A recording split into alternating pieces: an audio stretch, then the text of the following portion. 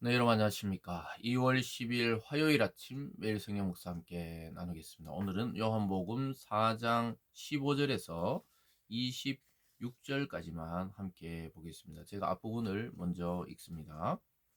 여자가 이르되 주여 그런 물을 내게 주사 목마르지도 않고 또 여기 물기로 오지도 않게 하옵소서. 이르시되 가서 내 남편을 불러오라. 여자가 대답하여 이르되 나는 남편이 없나이다. 예수께서 이르시되 내가 남편이 없다 하는 말이 옳도다.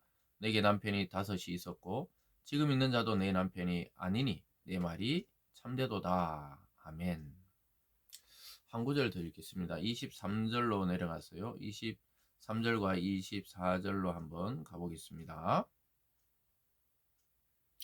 아버지께 참되게 예배하는 자들은 영과 진리로 예배할 때가 오나니 곧 이때라. 아버지께서는 자기에게 이렇게 예배하는 자들을 찾으시니라. 하나님은 영이시니 예배하는 자가 영과 진리로 예배할지니라. 아멘. 오늘 본문의 내용을 중심으로 참된 예배로의 초대, 참된 예배로의 초대라는 제목으로 말씀을 증거하겠습니다. 어제 본문에서 예수님께서는 사마리아 지역을 지나가시다가 수가라는 동네에서 물길로 나온 여인과의 대화를 통해 영원한 생수를 너에게 주겠다 이렇게 말씀하는 장면까지 보았습니다. 그 여인은 그 말을 듣고 아주 놀랍게 여기면서 주님의 말씀을 듣기 시작했던 것입니다. 그러면서 자기에게도 그런 영원히 목마르지 않는 그런 물을 나에게도 달라. 그래서 내가 여기 우물에 물을 기르지 않도록 해달라는 그 장면으로부터 오늘 본문이 또 이어지고 있습니다. 그는 실제로 물을 들어왔다가 영원한 생수이신 그리스도를 만나서 자기 뱃속에서부터 솟아나는 성령의 샘물을 선물 받게 되는 장면이 오늘 본문에서 나타납니다. 그리고 예수님이 누구신지를 드러내시고 그냥 물들을 주는 분이 아니라 영생을 주고 구원을 주시는 그리스도라는 사실을 주님께서 그 여인에게 드러내심으로 해서 그 여인은 구원을 얻게 되고 영생을 얻게 되고 영원히 솟아나는 샘물을 선물 받게 되는 장면입니다. 여러분, 우리가 예수님을 믿는다는 것은 단순히 기독교라는 종교를 택해서 내 마음의 평안을 얻는 그런 정도의 그 믿음을 말하는 것이 아닙니다. 이 기독교는 혁명이고 반전이고 완전히 새 생명, 새 인생, 새 인류가 탄생하는 것과 마찬가지입니다. 예수님을 믿는다는 것은 내가 조금 내 인생을 바꾸는 것이 아닙니다. 완전히 다른 길로 돌아서는 것입니다.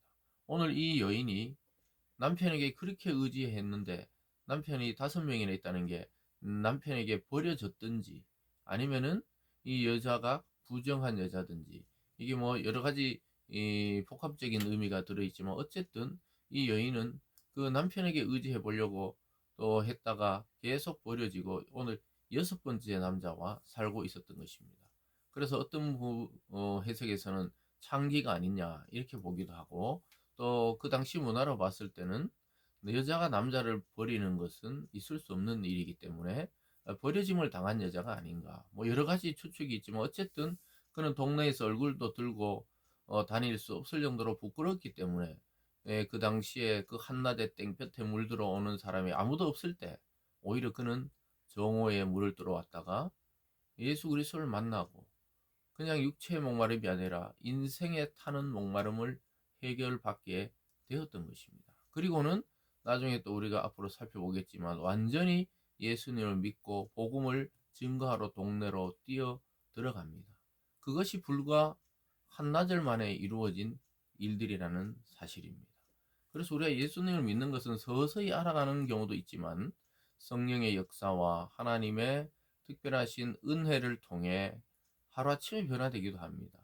전혀 안 믿던 자에서 믿던 자로 변화되기도 하는 것입니다. 이것이 예수를 만나고 또 예수님을 믿는다는 의미입니다. 그래서 이 여인의 이야기만이 아니라 저와 여러분이 바로 예수님 믿고 이렇게 변화된 인생이 되었다는 것이죠. 그래서 물을 내게도 주소서 이렇게 15절에서 이야기하니까 예수님이 갑자기 느닷없이 남편을 불러오라 이렇게 말씀했죠. 그런데 자기는 남편이 없습니다 하니까 예수님 이미 알고 질문하신 것이죠. "그래 맞다. 네가 다섯이 있었고 지금 있는 자도 내 남편이 아니니 네 말이 참되다." 하니까 여자가 깜짝 놀라는 거예요. 자기의 인생에 어떻게 살아왔는지를 주님은 이미 다 알고 계셨던 것입니다. 그러면서 그는 예배에 대한 간절함이 있었던 여자예요. 자기가 비록 삶의 형편을 이랬지만 제대로 신앙생활을 해보고 싶었던 것입니다. 그러면서 어디서 예배해야 되냐고 물어봐요. 갑자기 19절에 여자가 이르되 주여 내가 보니 선지자로소이다. 자기 인생을 다 아는 거 보니까 선지자이십니까? 이렇게 물어보면서 우리 조상들은 이 산에서 예배하는데 당신들의 말은 예배할 곳이 예루살렘에 있다 하더이다. 이렇게 질문합니다. 당신은 선지자니까 나 이제 예배를 좀 드려보려 합니다. 그래서 사마리아 사람들은 자기 지역에서 예배드리고 또 유대인들은 예루살렘에 예배해야 된다고 하던데요. 이렇게 물어봅니다. 그러니까 예수님이 오늘 또 혁명적인 말씀을 또 하십니다. 예루살렘에 가고 또 너희가 가는 그 산이 아니다. 성령과 진리로 예배하는 자를 하나님이 찾고 있다. 이렇게 말씀합니다. 21절부터 쭉 읽어보겠습니다. 예수께서 이르시되 여자여 내 말을 믿으라. 이 산에서도 말고 예루살렘에서도 말고 너희 아버지께 예배할 때가 이르리라. 너희는 알지 못하는 것을 예배하고 우리는 아는 것을 예배하노니 이는 구원이 유대인에게 남이라. 아버지께 참되게 예배하는 자들은 영과 진리로 예배할 때가 원하니 곧 이때라. 아버지께서는 자기에게 이렇게 예배하는 자들을 찾으시느니라. 아주 이 당시의 이 관습과 문화와 형편에서는 완전히 전혀 다른 이야기입니다. 사마리아인들은 자기가들이 가는 그 산에서 예배드려야 되고 예루살렘에서는 또 예루살렘 성전에 예배드려야 된다 이렇게 주장하던 때에 주님께서는 거기도 아니고 여기도 아니고 여기 보니까 영과 진리로 예배할 때가 오는데 곧 이때다. 주님이 이 땅에 오시고는 성전의 개념도 바뀌었고 예수님 자체가 성전이고 걸어다니시는 성전이시고 예배 자체도 예수의 말씀과 성령이 함께 머무는 그곳이 성전이고 예배 처소라는 것이죠. 그러니까 이거 완전히 유대인의 관점이나 사마리아인들의 관점 둘 다에서 봤을 때는 전혀 새로운 개념이고 금방 알아듣지를 못하는 거예요. 그런데 놀랍게도 하나님은 지금도 이렇게 성령과 진리, 즉 하나님의 영이신 성령과 하나님의 말씀인 그 진리를 따라 순종하며 예배드리는 자들을 찾으시고 계시다는 겁니다. 저와 여러분이 말씀과 성령에 의지해서 하나님께 나아가려고 할 때 하나님이 찾아오시는 거예요. 이게 예배입니다. 우리가 하나님에까지 올라갈 수 없으니까 하나님이 내려오셔서 찾는 거예요. 아담아 어디 있느냐? 아담을 찾으시는 거예요. 그리고 바벨탑을 지을 때 하나님이 내려오셔가 인간들이 무엇 하나 하라고 내려와 보신 하나님. 그리고 예수님이 육체가 되어 직접 내려와서 인생을 살아보시고 또 이 여인에게 이야기하듯이 하나님이 그런 자들을 찾고 계신다는 거예요. 그래서 예배하는 자는 어떻게 예배해야 되냐고 이 정의를 내리십니다. 24절입니다. 하나님은 영이시니 예배하는 자가 영과 진리로 예배할지니라. 하나님은 영이시라는 거예요. 눈에 보이지 않으시는 거예요.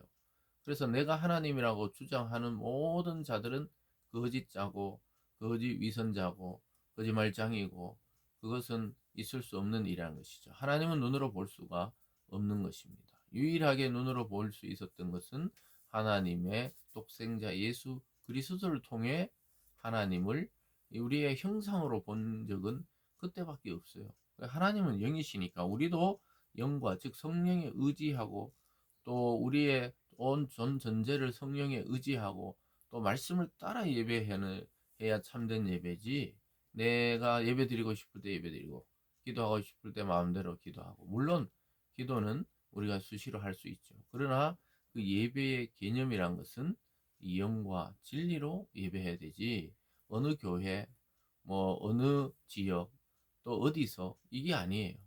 예배하는 그 사람이 성령과 진리로 예배할 때 하나님이 수납하시고 연락하시는 예배라고 말씀하고 그런 자를 지금도 찾고 있습니다.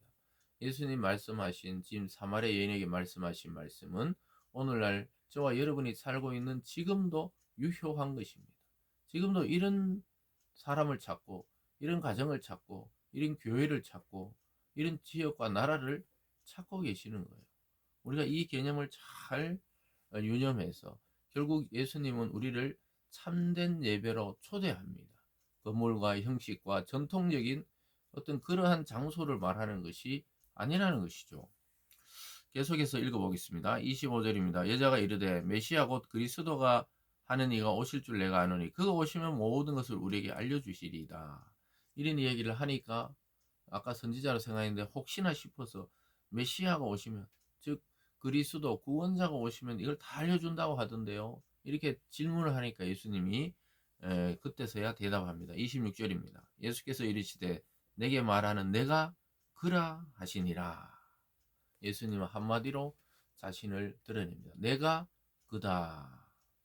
하나님은 스스로 있는 자죠. 나는 나다. 이렇게 많은 구약의 사람들이 물을 때 누구십니까? 하니까 나는 나다. 뭐 다르게 설명할 게 없다는 거예요. 하나님 자신은 하나님이시고 예수님은 메시아이기 때문에 내가 그다. 이 말씀이 아주 정답이죠. 그리고 그 여인도 그렇게 질문한 것이죠. 그래서 이 여인에게 자기가 그리스도이심을 드러냅니다. 사랑하는 여러분, 주님이 우리에게 와서 마지막에 드러내시는 것은 결국 내가 너의 구원자이다. 그리스도다. 이 말씀을 지금 하고 계시는 것입니다. 우리는 관념적으로 예수를 믿는 게 아니에요. 실체적입니다. 오늘 이 여자가, 이 사마리아의 한 여인이 찾아오신 예수님을 만났듯이 우리를 찾아오신 주님, 우리를 찾아오신 하나님, 우리에게 보내신 성령을 통해 우리는 누구에게로 가느냐? 바로 나의 구원자이신 그리스도께 나아가서 참되게 예배하고 하나님을 만나는 것입니다. 오늘 이 말씀을 잘 생각하시면서 성령과 진리로 예배하는 참된 예배자들로 서 있기를 주님의 이름으로 축복합니다. 기도하겠습니다. 사랑의 하나님 아버지 감사드립니다. 주님이 이 땅에 오셔서 우리에게 주시고자 하던 것은 구원이요 영생이요 또한 하나님을 만날 수 있는 참된 예배로의 초대입니다. 하나님 우리가 어느 곳 또 어디에 있든 참된 예배자로 영과 진리로 예배드릴 수 있는 그런 예배자로 살아가고 또 하나님 앞에 그런 자로 서 있을 수 있도록 우리의 영혼을 주께서 인도하여 주시옵소서. 감사드리며 예수님 이름으로 기도드리옵나이다. 아멘.